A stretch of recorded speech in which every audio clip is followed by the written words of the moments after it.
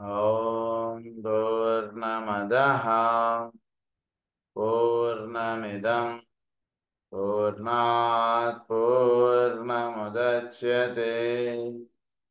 పూర్ణస్య పూర్ణమాదాయ పూర్ణమేవావశిష్యతే. ఓం శాంతి శాంతి శాంతి.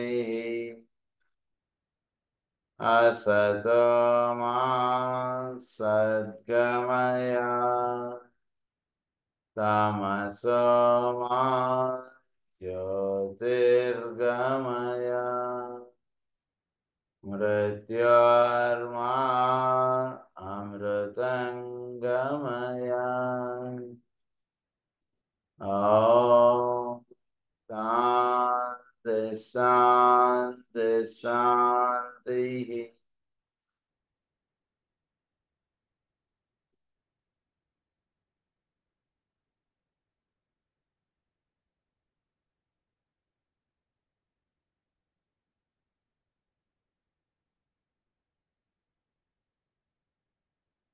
The nature of esoteric ఆస్ట్రాలజీలో మనం సాజిటేరియస్ గురించి చదువుకుంటూ ఉన్నాం.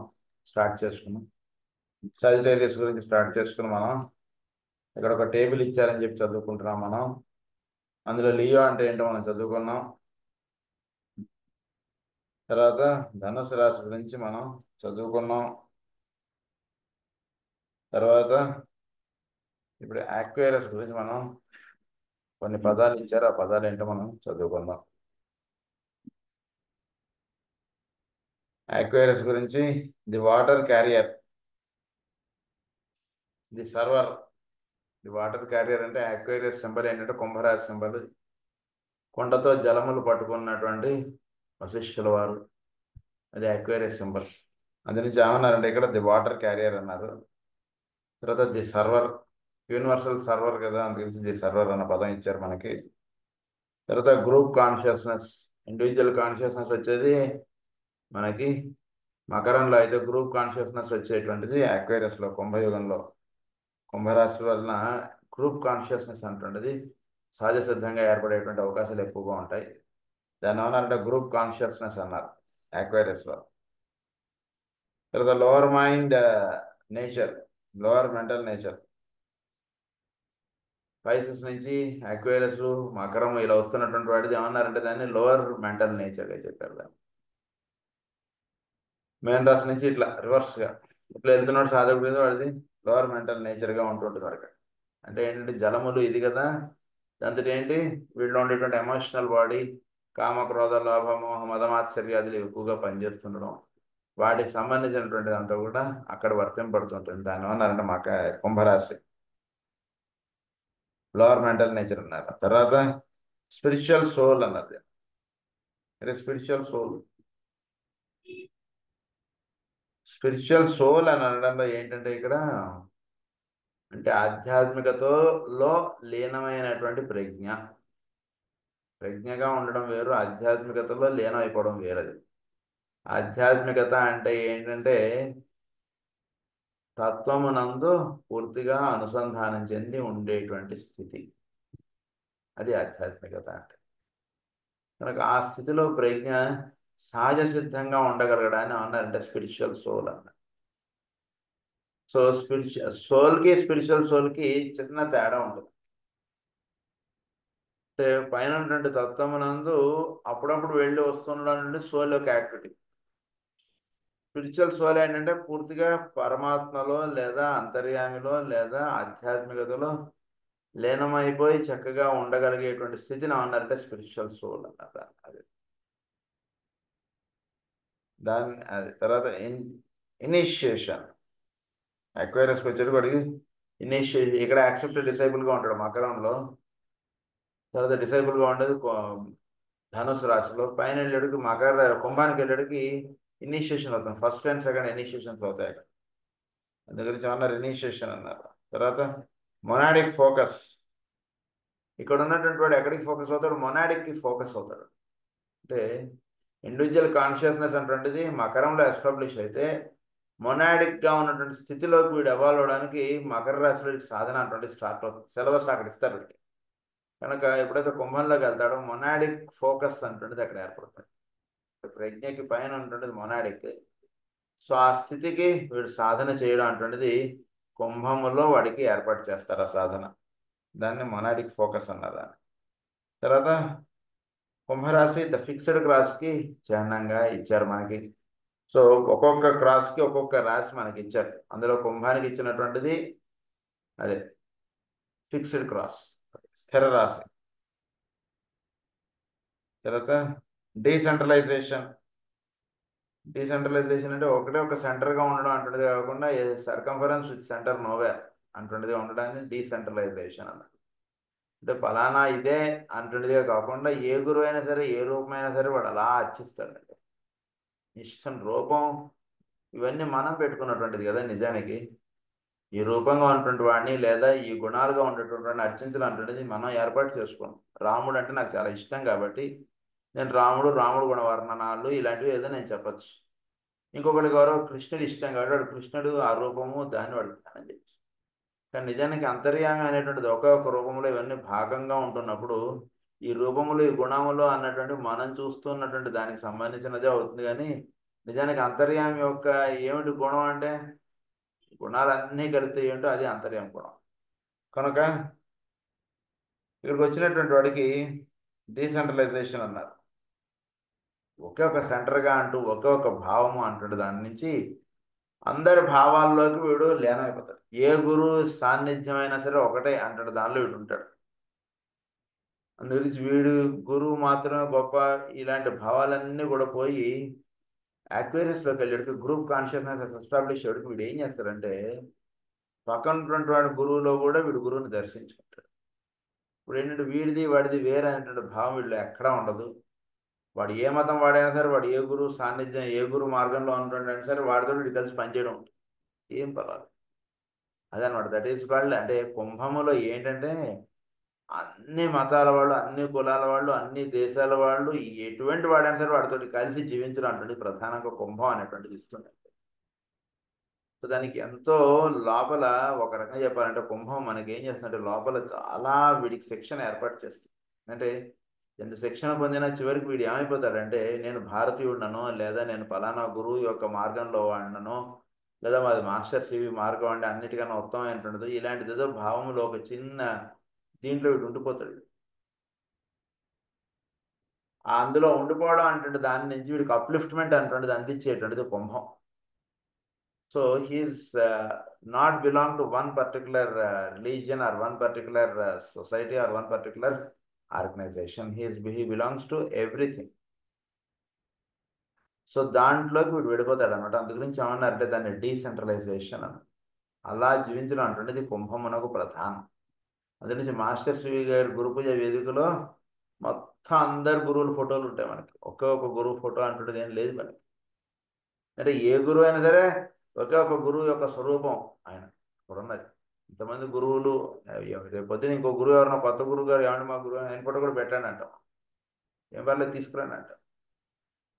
అందు గురించి అది మనది డీసెంట్రలైజేషన్. Universal unity. ఒకే ఒక యూనిటీలోకి అక్వేరియస్ ఏంటంటే కనుక బాగా గుర్తుపెట్టుకోవాల్సింది ఏంటంటే మనం ప్రస్తుతం ఉన్నటువంటి అక్వేరియస్ ఈ యుగంలో ఉన్నటువంటి ఎనర్జీస్ మనకు చక్కగా అందాలంటే ఎవరినైనా సరే యాక్సెప్ట్ చేయడం అంటున్నది బాగా చేయాలి. We should accept every one. వీడిని ఎలా ఒప్పుకుంటానంటే నేను ఒప్పుకోనండి వాడు బిహేవియర్ బాగాలేదనో లేదా వాడు ఫలానా వాడనో వీడు ఫలానా ఇదనో వీడికి అలా భావములు ఉన్నాయంటే he is not fit to be an Aquarian. Aquarian దానిలో వీడు ఉండాలి అంటే he should start accepting everyone. ఎటువంటి వాడుతాడైనా సరే వీడు కలిసి పనిచేయగలగడం అంటున్నది వీడు ఏర్పాటు చేసుకోవాలి. మనసుని దాన్ని ట్యూనప్ చేసుకోవాలి. అయితే వీడు సరిగ్గా లేదు వాడు సరిగ్గా లేదు ఇలా మనం ప్రతి వాళ్ళని మనం ఏదో తప్పులు చూపించేస్తున్నాం అనుకోండి. అంటే మనం రైట్ అనే మన ఉద్దేశం, మిగిలిన వాళ్ళందరూ తప్పు అనేటువంటి భావం మనలో ఎక్కువగా ఉంటుంది. అలాంటి వాళ్ళు టోటల్గా అన్ఫిట్ ఫర్ అక్వేరియస్.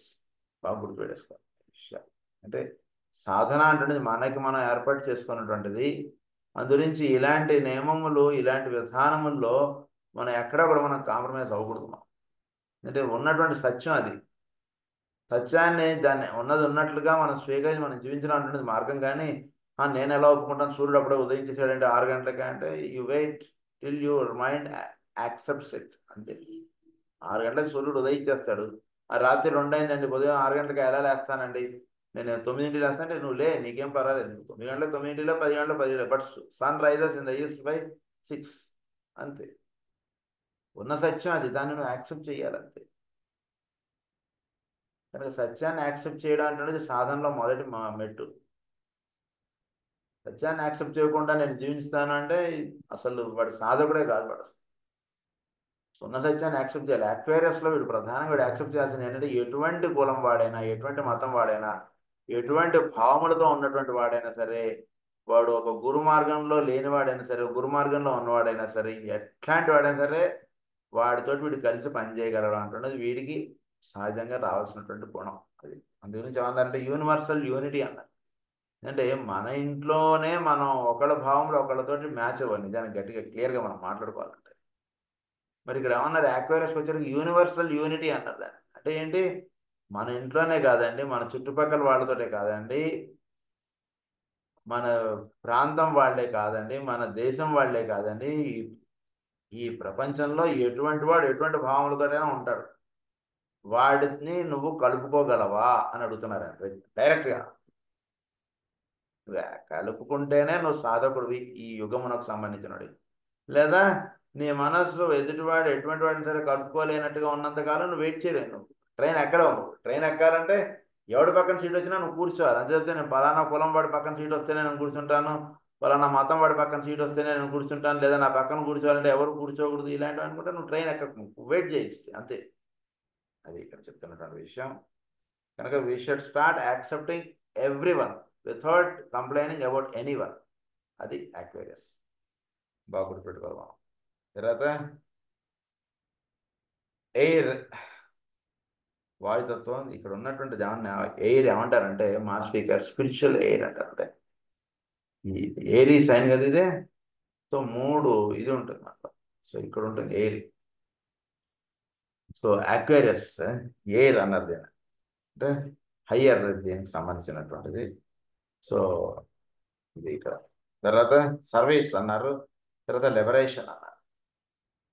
ఇది సర్వీస్ లిబరేషన్ అంటే వీడు మొత్తం వరల్డ్ సర్వీస్ అంటున్నది వీడికి అందించేటువంటిది యాక్వేరియస్, లిబరేషన్ అంటున్నది అందించేటువంటిది యాక్వేరియస్.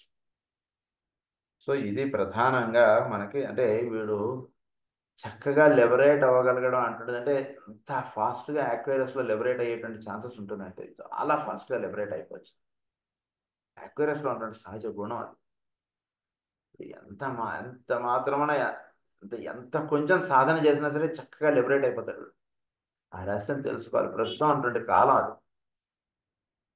కనుక ఇది యాక్వేరియస్ గురించి జ్వాలకుల్ గారు ఇచ్చినటువంటి పదాలు. ఇంతకుముందు క్లాస్లో మనం సాజిటేరియస్ గురించి ఇచ్చిన పదాలు చెప్పుకున్నాం. అంతకుముందు లియో, ఈ 3 పదాలు మనకి ఇచ్చారు. Leo, Sagittarius and Aquarius. ఈ 3 కూడా ఫిక్స్డ్ క్రాస్, కార్డినల్ క్రాస్, తర్వాత మ్యూటబుల్ క్రాస్కి సంబంధించినటువంటి రాసులు.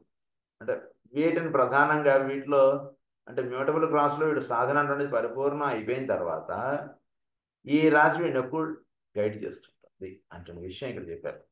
అలాగే కార్డినల్ క్లాస్లో వీడు సాధన అనేది పరిపూర్ణం అయిపోయిన తర్వాత ఈ రాశి వీడిని గైడ్ చేస్తుంది. అలాగే మ్యూటబుల్ క్లాస్లో వీడు అంతా కంప్లీట్ అయిపోయిన తర్వాత ఈ రాశిని వీడిని గైడ్ చేస్తుంది. సో లియో, తర్వాత సాజిటేరియస్, తర్వాత యాక్వేరియస్. ఇవి మనకి ఇచ్చినటువంటి.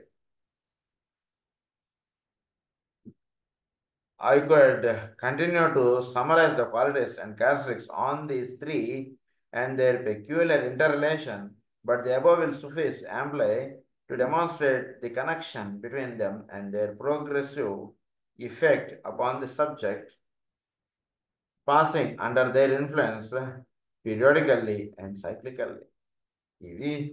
వీటి యొక్క మధ్యలో మనం పీరియడిక్ గాను అంటే వీటి మధ్యలో వీటికి ఒకదానికి ఒక చక్కటి ఇంటర్ రిలేషన్. అంటే 3 ఒక ట్రయాంగులర్ ఆస్పెక్ట్స్గా వేసుకోండి. ట్రయాంగులర్ ఆస్పెక్ట్గా మనం వేసుకుంటే బొమ్మ ఏమవుతుందంటే అది చూడగానే మనకి దానిలో ఉన్న ఇంటర్ రిలేషన్ మనకు దర్శనంగా నిలుస్తుంది. సో అందు గురించి వీటిలో ఒకదాని నుంచి ఒకదానికి ఎనర్జీస్ పాస్ ఆన్ అవ్వడంగా లేదా వీటి లైఫ్లో ఒక స్టెప్ నుంచి ఇంకో స్టెప్కి వెళ్ళడానికి ఈ లియో, సాజిటేరియస్ అండ్ యాక్వేరియస్. ఈ మూడు కూడా ఇదిగా చెప్పారు మనకి.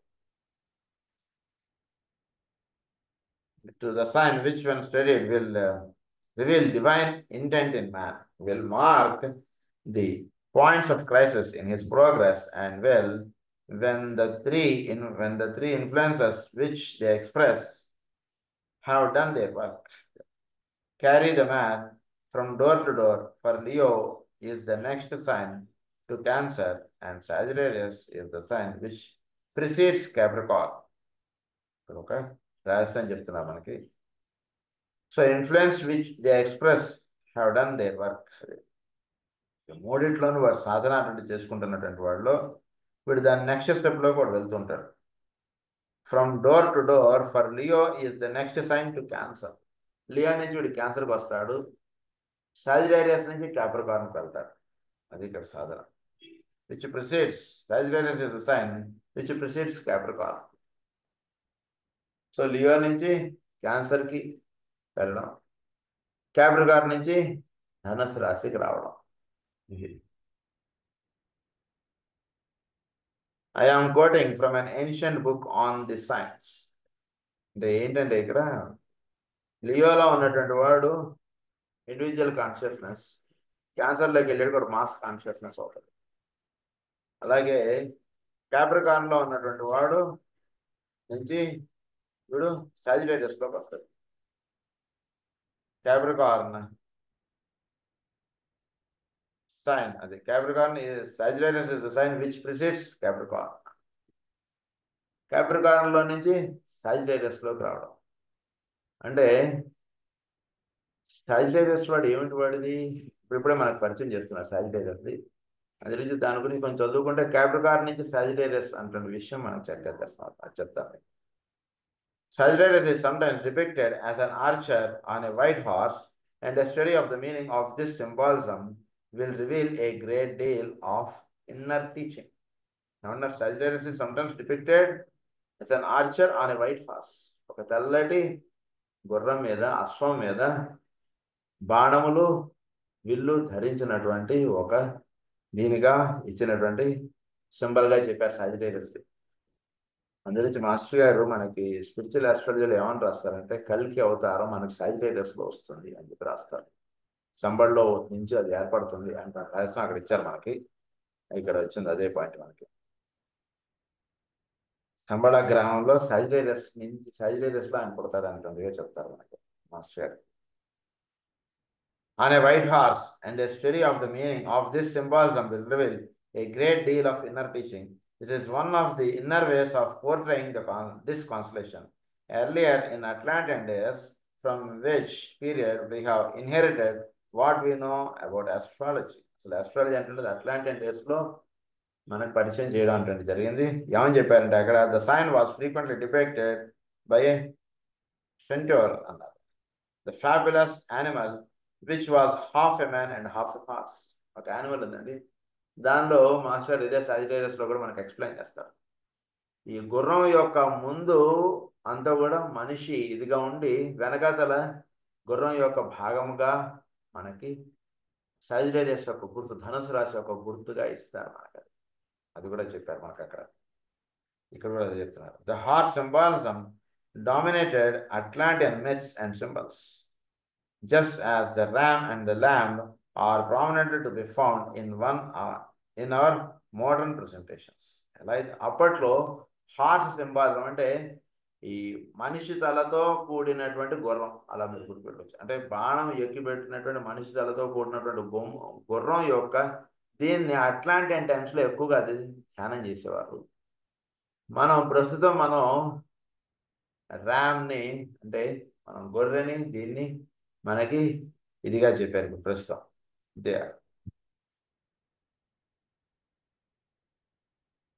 Just as the ram and the lamb are prominently to be found on our modern presentation. So lamb ఇప్పుడు ప్రస్తుతం. సో దాన్ని చాలా ఇది సున్నితమైనటువంటిది ల్యాంబ్. అందుగురించి ఆయన ల్యాంబ్ ఎత్తుకున్నట్టుగా మనకి పిక్చర్ వేస్తారు.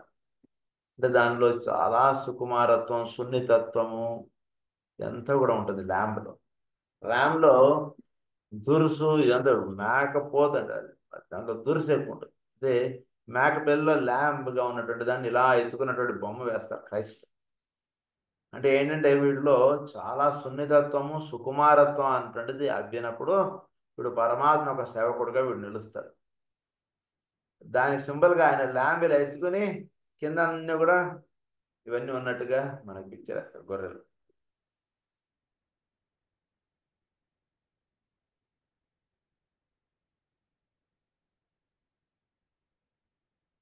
This earlier sign of the calendar stood for the evolution and the development of the human soul with its human objectives. So it is for the evolution of the development of the human soul. Human soul aspect అంటుండేది వాటిలో పరిపూర్ణంగా విచ్చుకోవడానికి ఈ అశ్వముతో కూడినటువంటి మనిషి యొక్క బొమ్మని వాళ్ళు సింబల్గా ఇచ్చారనమాట అప్పట్లో. It's selfishness, it's identification with form, it's desire and it's aspirations. దానివల్ల ఏంటంటే ఒక కోరిక, కామము, తర్వాత తనది తనకి అంటే ఇష్టములు ఇవన్నీ కూడా అట్లాంటి టైమ్స్లో ఉన్నటువంటి అవన్నీ కూడా వీడికి అబ్బాయడానికి ఈ సింబల్ అంటున్నది ఇచ్చారు. అవి ప్రధానంగా అప్పట్లో అట్లాంటిక్ టైమ్స్లో ఆ భావములు ఎక్కువగా ఉండేవి. సెల్ఫిష్నెస్ ఒకటి, ఐడెంటిఫికేషన్ విత్ ఫారమ్ అని, డిజైర్ అంటున్నది, ఇట్స్ ఆస్పిరేషన్ అది. ఇవి ప్రధానంగా ధనుసు రాశిలో ఇచ్చినటువంటి లక్షణములు. The archer on the white horse, which is the more strictly Aryan symbol for this sign, signifies the orientation of the man towards a definite goal. Orientation towards a definite goal. అది కల్కి అవతారం యొక్క symbol. గుర్రం మీద, తెల్లటి గుర్రం మీద వచ్చేటువంటి వాడు కనుక అంటే ఓరియంటేషన్ కదా, వాడు దేనికైతే వాడు జన్మ నుండి తీసుకున్నాడో ఆ గోల్ ఆస్పెక్ట్గా వాడు లైఫ్ లీడ్ చేయడానికి ఇచ్చినటువంటి సింబల్, అది గుర్తు. A definite goal. The man is then not part of the horse, but is freed from identification with it and is the controlling factor. అక్కడ వేసేటువంటి సింబల్ ఏంటంటే man is he is the controlling factor. ఇది చూస్తుంటే మీకు tarot కార్డులో నా గుర్తున్నందరకు the sun అన్న కార్డు ఒకటి ఉంటుంది. అందులో ఒక చిన్న పిల్లవాడు అశ్వం మీద ప్రయాణిస్తున్నటువంటి బొమ్మ వేస్తారు. చాలా అద్భుతంగా ఉంటుంది. ఇప్పుడు ఎక్కడా కూడా హార్స్ని రైడ్ చేస్తున్నటువంటి టెన్షన్ ఉంటుంది ఆ పిల్లవాడితో. చాలా నవ్వుకుంటూ చాలా హాయిగా వాడు హార్స్ని రైడ్ చేస్తాడు. ఆ పిల్లవాడు చిన్న పిల్లవాడు బొమ్మ వేస్తాడు హార్స్ మీద. అంటే చాలా ఎంజాయ్ చేస్తున్నట్టుగా ఉంటుంది వాడు హార్స్ రైడింగ్ చూస్తుంటే ఆ బొమ్మ. సో అది ధనుసు రాశికి సంబంధించినటువంటి గుర్తు. అది ఇక్కడ చెప్తున్నారు మనకి, అందు గురించి మళ్ళీ చెప్పాను.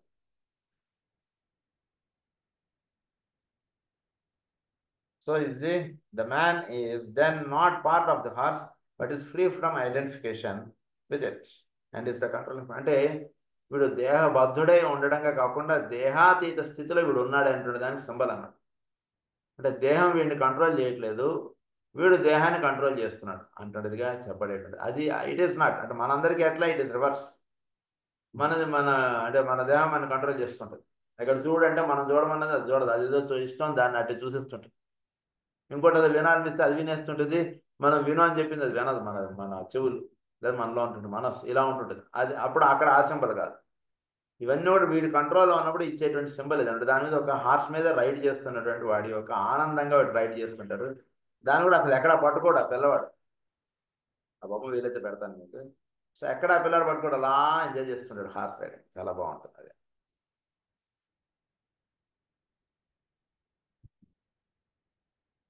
Aspirations, its desire and its aspirations.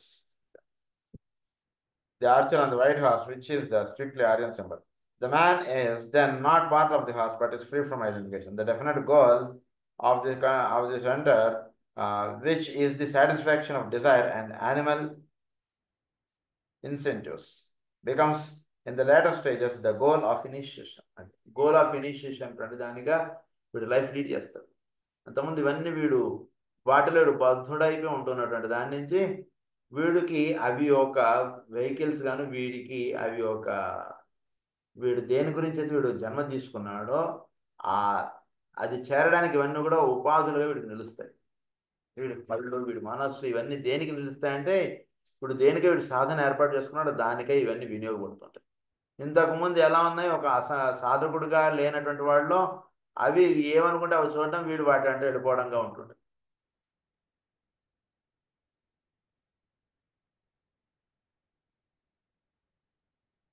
So the key not అది Capricorn, the definite goal of the stages which meets with satisfaction in Capricorn after the preliminary work has been done in Sagittarius.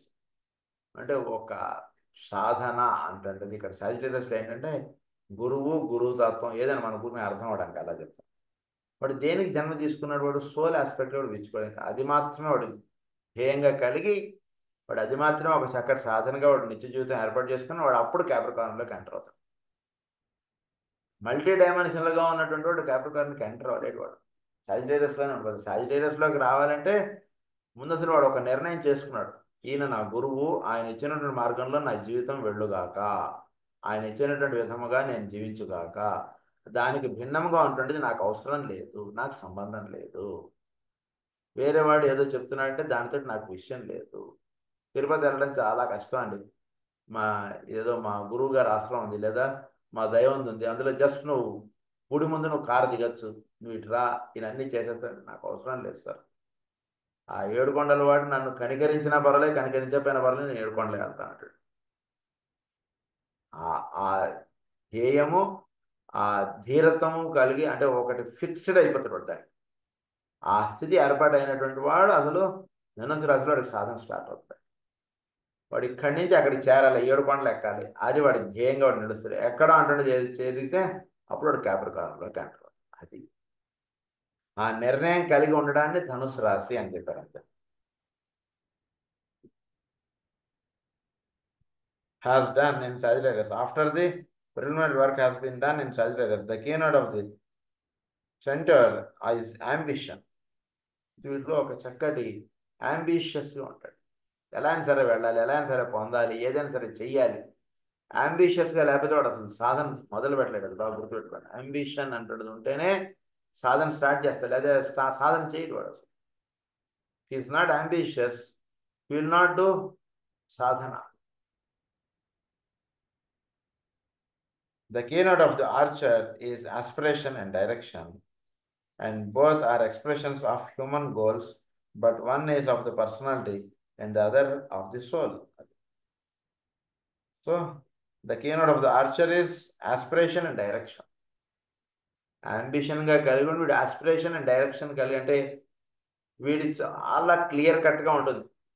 ధనుసు రాశి వాడికి he is very clear in his work, and he is very clear in his attitude, he is very clear in his performance of service or puja or whatever, or his religious rites, something, whatever it may be. చాలా clear vision ఉంటుంది. ఏదో మనం ఈ గుడిలో కొబ్బరికాయ కొడితే మనకు పని అయిపోతుందిట తాను వాడు ఎవడో అన్నాడు, నీకు ఆ నమ్మకం ఒకవేళ అవ్వకపోతే అప్పుడు ఏమంటావు? అవ్వలేదు బై ఛాన్స్, అప్పుడు ఏమిటి అంటే అలా ఉండడు వీడు. ధనుసు రాశి వాడు అసలు అలా ఉండడు. అవ్వకపోవడం అవ్వడం తోటి సంబంధం కాదు. అమ్మవారి పాదాలు పట్టుకున్నానంటే అంతే చాలు. అవ్వకూడదేమో నాకు ఆ పని, ఇది తీరాలంటున్నది నిర్ణయం ఆవిడకు వదిలేద్దాం, ఆవిడ పాదాలు మాత్రం నేను వదలను, అయినా అవ్వకపోయినా నేను ఆవిడ పాదాలు వదలను. ఇటువంటి వాడు ధనుసు రాశి వాడు. అయితే పట్టుకుంటే అవ్వకపోతే పట్టుకోను అంటుండే వాడు వేరు. వాడు ధనుసు రాశిలో కదా, వాడు కన్సిడర్ చేయకండి అసలు. అయినా అవ్వకపోయినా అమ్మవారి పాదాలు వెడవను నేను ఉండేటువంటి వాడు ధనుసు రాశి. జీవితంలో ఎటువంటి కష్టాలు వచ్చినా ఏదైనా ఎవడేది చెప్పినా సరే వీడు విన్నాడు, ఆ పాదాలు వదలడు. గురువు అనండి, అమ్మవారు అనండి, అవి మీ ఇష్టం, ఎవరి పేరు రాసు. అది వాడిలో నిలిపేటువంటి ధనుసు రాశి. అంటే ఒక అలా స్ట్రిక్ట్గా అలా ఉండిపోతాడు వీడు. దానికి ఏర్పాటై వీడు ఆ హైయెస్ట్ ఏదైతే ఉందో దాన్ని, అంటే ఆయన గురువు అను ఏదో అమ్మవారినో ఏదో సాధన అంటుండేది ఇచ్చారు కదా మనకి. మాస్టర్ గారు మనకు ఒక సాధన అంటుండేది ఇచ్చారు. ఆ సాధనలో జీవితం అలా వెళ్ళిపోవడం చెప్తే ఏమిటండి మీరు ఊరు ఉచితంగా మందులు ఇచ్చుకుంటూ కూర్చుంటారు, ఈ రోజుల్లో ఉచితంగా ఎవరికి అవసరం అండి? ఇచ్చిన వాడికి తెలియదా అవసరం లేదు, అవసరం ఉందో లేదో? అదే నేను ఆలోచించాలి, నాకు ఆలోచించాల్సిన పని లేదా, ఆయన ఉచితంగా ఏమన్నా నేను ఉచితంగా ఇస్తాను, అలా ఉండిపోతాడు. దానికి స్ట్రిక్ట్గా అలా లింకప్ అయిపోయి హోమియో నేర్చుకోవడం, హోమియో మందులు ఇవ్వడం, లేదా ప్రేయర్ చేయడం లేదా పూజ చేయడం, ఏదో మాస్టర్ గారు వీడికి ఏది ఇచ్చారో అది వీడు చేసుకుంటూ వెళ్ళిపోతాడు. ఇప్పుడు మందులో ఒకళ్ళు వీడు పూజ చేసి తీర్థం ఇస్తే రోగాలు తగ్గిపోతాయి, మరి అప్పుడేం చెప్తారు? సో మాస్టర్ గారు వాడికి పూజ చేయమని చెప్పారు, వాడు పూజ చేసి తీర్థం ఇస్తారు, అంతే. ఇంటికి వచ్చిన వాడు అందరికీ రోగాలు తగ్గిపోతుంటాయి. ఎదుటివాడికి ఏ కారణం చేత తగ్గింది అనేటువంటి పెద్ద విషయం అంటే వీడు he is very clear in his vision. అది ఉన్నటువంటి వాడే ధనుసు రాశి వాడు. చాలా మందికి మనం భక్తిలో మనం పలానా గురువు యొక్క మార్గంలో ఉన్నామని మనం అనుకుంటూ ఉంటాం, కానీ చాలా మందికి క్లియర్ విజన్ ఉండదు. ఎందుచేతనంటే ఏదైనా కష్టం వచ్చినా ఏదైనా ఇది వచ్చినా వాడి విజన్లో వాడి తేడా వచ్చేస్తుంటాడు. ఎందుకో తెలియనటువంటి ఒక డిస్టర్బెన్స్ ఏర్పడిపోతుంది. ఇంకో మార్గంలోకి ఇంకో గురువు పాదాల్లో ఇంకోటి ఏదో లలిత చదువుకోవాలో విష్ణు చదువుకోవాలో లేదా ఇంకో నారాయణ చదువు ఏదో వాడి మీద వెళ్ళిపోతున్నాడు. ఒకే ఒక్క గురువు యొక్క మార్గంలో వీడు ఉంటూ ఉంటాడు, అన్నీ కూడా అందులో కలుపుకుంటాడు. అలాగే గురు పూజలు అన్ని ప్రోగ్రామ్స్ ఉంటాయి. ఒకళ్ళు వచ్చి రామాయణం మీద ప్రసంగం చెప్తారు, ఒకళ్ళు వచ్చి కృష్ణుడి మీద ప్రసంగం చెప్తారు, మళ్ళీ సాయంత్రానికి లలిత సహస్రనామం పూజ చేస్తారు. ఇన్నిటిని ఆరాధిస్తారు, కానీ గురువు ప్రధానంగా కలిగి.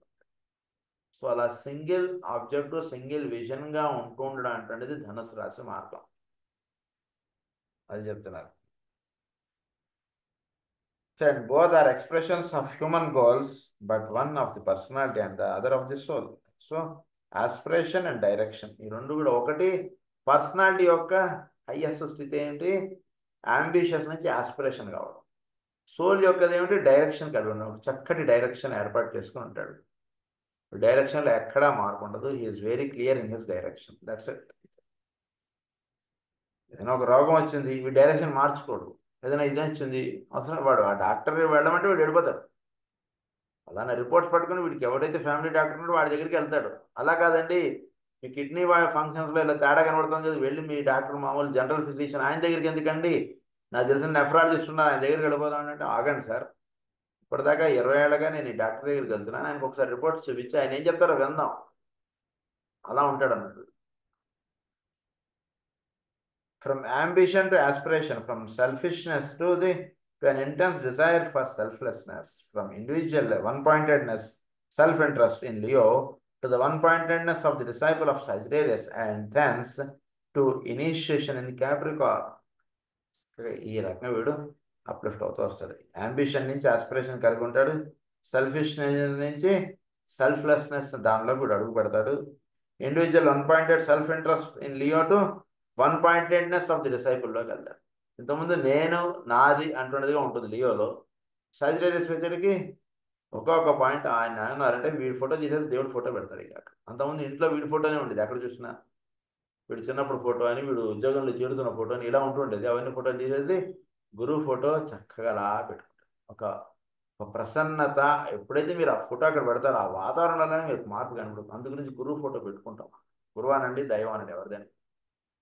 సో అది వీడు సాజిటేరియస్లో అది వీడికి ఏర్పడుతుంది. Sagittarius and థాన్స్ to initiation in Capricorn. ఇక్కడి నుంచి వీడు క్యాప్రికార్న్లోకి వెళ్ళాడు, వీడు ఇనిషియేషన్ అనేది పొందుతాడు. సో ఇప్పుడు దీన్ని బేస్ చేసుకుని మన ఇనిషియేషన్ దానికి అంటే దానిలోకి ఎవడు వెళ్తాడు? ఈ ఒక్కటే ఒక్క ఇది కలిగినటువంటి వాడు ఇనిషియేషన్కి వాడు అర్హుడు, అసలు first ఇనిషియేషన్కి.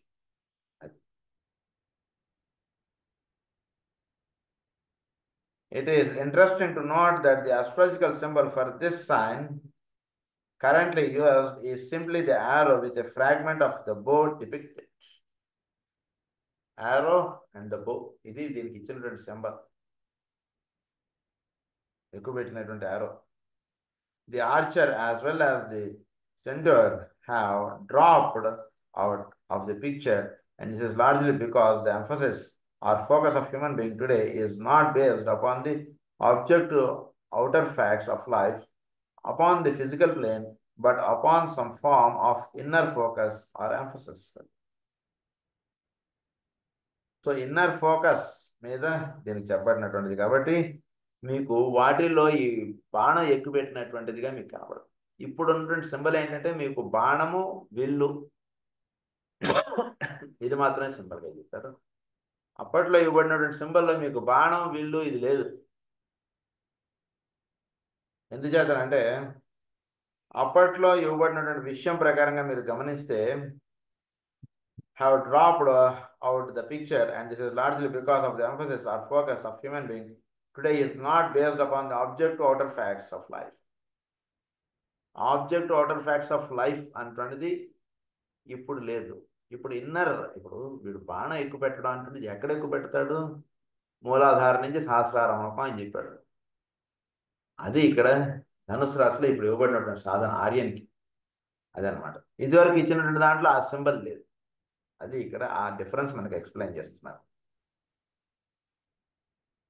Upon the physical plane, but upon some form of inner focus or emphasis, which varies from the many stages of astral and emotional ambition to spiritual aspiration, and from the activities of the lower mind bent upon selfish interest to the illumination of the same mind through focus upon the soul. Focus upon the soul, everybody. Through focus upon the soul, everybody. వీడు ఆ direction అటుగా వీడికి ఏర్పడి ఉండడాన్ని ఇది సింబల్గా ఇచ్చారు. ఇంతకుముందు వీడు దేహము, వీడి యొక్క కోరిక అంటున్నది ప్రధానంగా ఎమోషనల్ బాడీలో వీడు ఒక్కొక్కటి కోరడం అంటాడు. దానికి సింబల్గా ఇచ్చినటువంటిది ఏంటంటే ఈ మనిషి తలతో కూడినటువంటి కోరిక. అంటే ప్రతి రాశిలోనూ 2-3 సింబల్స్ ఉంటున్నాయి. మీరు మకర రాశిలో కూడా మనకి ఎక్స్ప్లెయిన్ చేశారు అలా. ఇక్కడ కూడా మనకు ఆ విషయం ఎక్స్ప్లెయిన్ చేస్తున్నారు. సో ఈ 2-3 సింబల్స్లోనూ ఏ సింబల్ తర్వాత ఏ సింబల్, ఏ సింబల్ తర్వాత ఏ సింబల్ అంటున్నది వర్తిస్తుంది అనేటువంటి రహస్యాలు కూడా మనకు ఎక్స్ప్లెయిన్ చేస్తున్నారు ఇక్కడ ఆయన. ఏదైనా ఒకటే, ఇదన్నిటివి ధనుసు రాశి యొక్క సింబల్స్ అని అలా వేసేసుకోకండి. ఒక సింబల్ తర్వాత ఒక సింబల్ యొక్క ఇంపార్టెన్స్ మనకి ఎక్స్ప్లెయిన్ చేస్తున్నారు. Astral and emotional ambition to spiritual aspiration. So గుర్రంతో కూడినటువంటి వాడిది, గుర్రం తల, అది మనిషి తలతో కూడినటువంటి గుర్రం ఇదంతా కలిగినటువంటి ఎమోషనల్ నేచర్గా ఉంటాడు, చాలా ఇదిగా ఉంటాడు అంటే అది. సో వాటి నుంచి నెమ్మదిగా వీడు మారుకుంటూ వచ్చి గుర్రం మీద ప్రయాణించేవాడుగా వచ్చి తర్వాత వీడు ధనుస్సు, విల్లు, అది విల్లు, బాణం, ఇవి వీడికి సింబల్గా ఇచ్చారు. Of the lower mind bent upon selfish interest and the illumination of the same mind through focus upon the soul, an ancient catechism which all disciples have to master. Ask the following questions and supplies the needed answers. ఇప్పుడు లోపల ఉన్నవాడికి ఒక ప్రశ్న వేసుకుంటుంటాడు, దానికి సమాధానాలుగా వీడికి వస్తుంటాయి. Where is the animal? O Lanoo. And where the man? So వీడిలో జంతువుగా ఉన్నటువంటి స్థితి ఏమిటి, డిసైపుల్గా ఉన్నటువంటి స్థితి ఏమిటి, మ్యాన్గా ఉన్నటువంటి స్థితి ఏమిటి, అక్కడ వీళ్ళందరూ ఉన్నారు. వీళ్ళు fused into one, O master of my life. The two are one. వీటికి ఆన్సర్ ఏమిటంటే వీళ్ళు ఒక ప్రశ్న చేసుకోవాలి. ఇప్పుడు ధనుసు రాశిలో మనకి ఇచ్చినటువంటిది ఏంటంటే అంబిషన్, ఎమోషనల్, ఇవన్నీ కూడా యానిమల్ నేచర్కి సంబంధించినదిగా ఉంటుంది. దాని నుంచి సాధకుడు, దాని నుంచి వీడు ఇనిషియేషన్ కరువుడుగా ఉండేటువంటి స్థితి, దాన్ని ఏమన్నారంటే మాస్టర్ అన్నమాట. Sorry, man. Wear the man, దాన్ని మ్యాన్ అన్నమాట. సో ఈ లనో అన్నటువంటి పదం మనకి మేడం లెవర్స్ గారు వాడారు ఆ పదం, అది ఇక్కడ వాడుతున్నారు. లనో అంటే సాధకుడు, తర్వాత మ్యాన్ వీడు. అంటే ఒక చక్కటి ఇదిగా, అంటే వాడు ఎవడు ఏమిటంటే రాసిన చక్కగా తెలుసుకున్నటువంటి వాడు. వీడికి వేసుకున్నటువంటి ప్రశ్నకి వీడికి ఇవ్వబడినటువంటి సమాధానం ఏంటంటే ఫ్యూజ్డ్ ఇంటూ వన్. వీళ్ళందరూ కూడా వీళ్ళలోనే ఉన్నాడండి, వాళ్ళు బయట కూడా ఉన్నారని అనుకోకండి, అంతా కూడా వీళ్ళలోనే ఉన్నాడు. ఒక యానిమల్ నేచర్ వీళ్ళలోనే ఉంది, ఒక దైవీ తత్వం వీళ్ళలోనే ఉంది, అన్నీ వీళ్ళలోనే ఉన్నాయి. గురించి అంత లోపల ఎంతగా దర్శించుకుంటే మీకు దివ్యత్వము లేదా వైభవము లేదా పరమాత్మ యొక్క దర్శనం మీకు అంతగా ఉంటుంది. లోపల ఏమీ దర్శించుకోకుండా బయట చూస్తున్నంత వరకు మనకి పరమాత్మ యొక్క సాన్నిధ్యం అంతగా మనకు దర్శనం. లోపల బాగా మనం దర్శించుకోవాలి మన పరమాత్మ. అందు గురించి దేహాన్ని, దీన్ని చక్కగా మనం జాగ్రత్తగా మంచిగా చూసుకోవాలి. దేహాన్ని చాలా బాగా చూసుకోవాలి. మనం ఏదైనా పూజ పెట్టుకున్నాం అనుకోండి ఇంట్లో, అంత చక్కగా మనం ప్రాంగణాన్ని అంత చక్కగా మంచి మంచి ఫోటోలు పెట్టి చక్కగా నీట్గా చక్కగా కడిగి విగ్రహాలను వీటన్నిటిని పెట్టుకుని పూలు, మంచి మంచి పూలు తెచ్చి పెట్టుకుని అలా అయితే చేస్తాం. ఈ దేహాన్ని అంత బాగా మనం చూసుకోవాలి. మన దేహాన్ని అంత బాగా చూసుకుంటామో అప్పుడు దైవం యొక్క దర్శనం దేహంలో అంత బాగా మనకు కనబడుతుంది. దీనికి చాలా నీట్గా ఉండడం, ఇలా చక్కగా ఉండడం. మాస్టర్ గారు ఎప్పుడు చూడండి నాన్నగారు వాళ్ళు తెల్లటి వస్త్రాలు ధరించడం, చాలా చక్కగా వాళ్ళ మొహం చూస్తేనే మనకి ఇటువంటి కష్టాలు మర్చిపోతాం. అట్లా మనం ఎప్పుడు మన దేహాన్ని అలా చక్కగా పెట్టుకోవాలి మనం ఇప్పుడు కూడా. సో అప్పుడు ఫ్యూజ్డ్ ఇంటూ వన్ అన్నారు. O master of my life, that are one. Master of life ఎవరు? లోపల ఉన్నటువంటి వెలుగు, ఆయన మాస్టర్ ఆఫ్ లైఫ్ అన్నారు. Master of my life, the two are one. ఈ రెండు వేరు కదండి, రెండు కూడా వీళ్ళనే ఉన్నారు. సాధకుడు వీళ్ళనే ఉన్నాడు, జ్ఞాని వీళ్ళనే ఉన్నాడు, ఇవన్నీ వీళ్ళనే ఉన్నాయి. But both have disappeared and not remains but the deep fire of my desire. Both have disappeared, deep fire of my desire. Deep ఫైర్గా ఉండిపోయింది వీళ్ళు, డిజైర్ ఆస్పెక్ట్గా ఉండి మిగిలిన రెండు డిసపియర్ అయిపోయి. జస్ట్ అట్లాంటి టైంలో ఉన్నటువంటి వాడికి ఏమిటి, ఈ రెండు ఉండవు వాళ్ళు. లను ఉండదు, మ్యాన్ ఉండడు, వాళ్ళు ఓన్లీ ఉండేటువంటిది ఏంటంటే యానిమల్ నేచరే ఉంటుంది వాళ్ళు. అది చెప్తున్నారు ఇక్కడ. Where is the horse, the white horse of the soul, where is the rider of that horse. O Lanoo, ఈ గుర్రం మనలో ఎక్కడ ఉందండి? ప్రశ్న వేసుకోండి. కోరికగా జీవిస్తున్నటువంటి వాడు సాధకుడుగా వాడు మారడానికి వీడు ప్రశ్న వేసుకోండి. నాలో ఈ గుర్రముగా ఈ స్థితి ఎక్కడ ఉంది? హార్స్, వైట్ హార్స్ అన్నారు. వైట్ హార్స్ అంటే, హార్స్ అంటే ఉత్తమైనటువంటి ప్రాణశక్తి.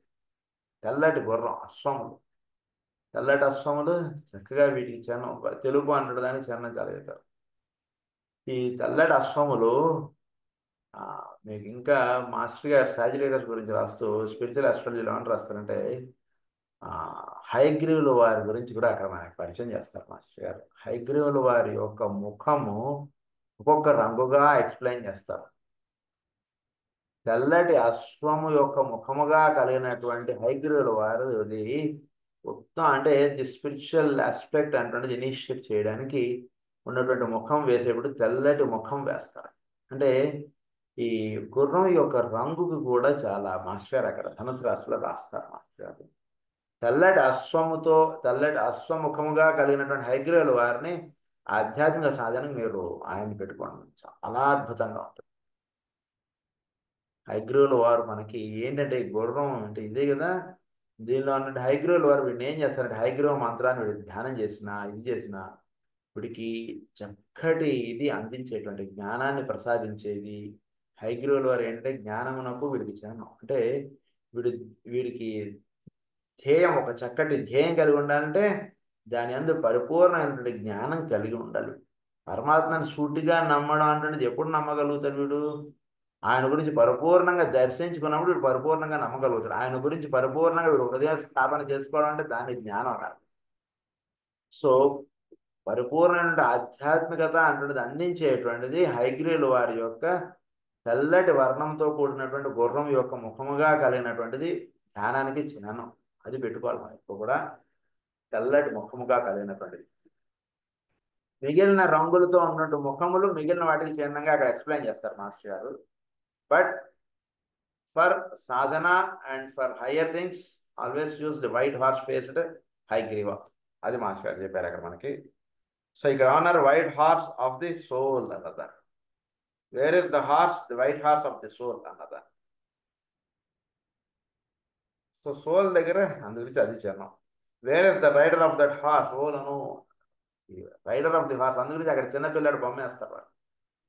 ఇలా చిన్నపిల్లవాడి బొమ్మ అంటే ఈ సోల్ అంటున్నది లోపల పుట్టేటువంటిది. అంతకుముందు వీడిగా తెలియబడేటువంటి వాడు వేరు, సోల్ ఆస్పెక్ట్ విచ్చుకోవడం అనేటువంటి జరగడం దాన్ని చిన్నపిల్లవాడి యొక్క గుర్తుగా చెప్తారు. ఎందుకంటే అప్పుడప్పుడే పుట్టినటువంటి వాడిగా ఉంటాడు వాడు, సోల్ ఆస్పెక్ట్గా వాడు. ఓలను అన్నారు సాధకుడు వీడు. వీడు రైడర్ ఆఫ్ దట్ హార్స్, వీడు అశ్వాన్ని వీడు నడిపేటువంటి వాడు. Gone towards the gate, O master of my life.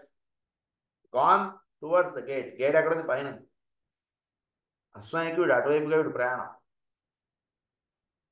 Oh master of my life, but something speeds ahead between the pillars of an open door, something that I myself have loosed. Something speeds ahead between the pillars అంటే ఈ between the పిల్లర్స్లో something speeds up. అంటే ఆ తలుపు తెరుచుకున్నప్పుడు ఆ మధ్యలో ఉన్నటువంటి దైవం అనండి, వెలుగు అనండి, అది వీడికి దర్శనం అయినప్పుడు వీడి వేగం ఎక్కువ. అందు గురించి మాస్టర్ గారు ఏమంటారు, పతంజలి యోగ సూత్రాల్లో మనకి ప్రాణాయామం అంటున్నది స్థితి ఏర్పడిన తర్వాత ప్రత్యారణ నిలబడిన తర్వాత ధారణ ధ్యాన సమాధులు టకటకా వెళ్ళిపోతాయి. స్పీడ్ ఎక్కువ ఉంటుంది. అందు గురించి మాస్టర్ గారు ఏమంటారంటే, ఈ సూత్రంలో ధారణ చెప్పారు, నెక్స్ట్ సూత్రంలో ధ్యానం చెప్పారు, తర్వాత సమాధి స్థితికి వచ్చారు చూసారా అని చెప్తారు. ఎందుకంటే అక్కడికి వెళ్ళిన తర్వాత స్పీడ్ ఎక్కువైపోతుంది. అది అది అందు గురించి ఆ వెలుగును ఎప్పుడైతే వీడు దర్శిస్తాడో వీడు గుర్రం యొక్క స్పీడ్ పెరిగిపోతుంది. అంతకుముందు గుర్రం యొక్క స్పీడ్ నార్మల్గా ఉంటుంది. ఎప్పుడైతే లోపల నుండి వెలుగును వీడు చక్కగా వీడు దర్శిస్తాడో గుర్రం యొక్క స్పీడ్ చాలా, అంటే ఏంటంటే గుర్రం యొక్క స్పీడ్ ఎక్కువైపోతుందంటే సాధనలో వీడు వెళ్ళేటువంటిది, అది ఎప్పుడైతే ఆ దర్శనం అయిందో ఆ ప్రయాణం చేసేటువంటిది వెలుగుకి దగ్గరగా వెళ్ళేటువంటి స్థితి చాలా తొందరగా వీడికి విడిపోవడం అనేది జరుగుతుంది. అక్కడ దాకా గుర్రం ఎక్కి, ఇప్పుడు బండి ఎక్కి, కారు ఎక్కి వీడు హైవే మీద వెళ్ళడం దాకే లేట్ అయ్యేది. హైవే మీదకి ఒకసారి వెళ్ళిన తర్వాత వీడు 200 కిలోమీటర్లు 3 గంటల్లో వీడు వెళ్ళిపోతాడు. అంతకుముందు 20 కిలోమీటర్లు వీడు గంట పట్టింది, 200 కిలోమీటర్లు 3 గంటలు వెళ్ళిపోతాడు. అలా ఉంటుందంట. అది దీని గురించి ఇంకొన్ని రహస్యాలు మనం నెక్స్ట్ క్లాస్లో కంటిన్యూ చేసుకుందాం. స్వస్తి ప్రజాభ్య పరిపాలయంత న్యాయేన మార్గేణ మహేం మహేశాః గో బ్రాహ్మణేభ్య శుభమస్తు నిత్యం లోకాः సమస్తాः సుఖినో భవంతు. లోకాः సమస్తాः సుఖినో భవంతు. లోకాः సమస్తాः సుఖినో భవంతు. ఓం శాంతి శాంతి.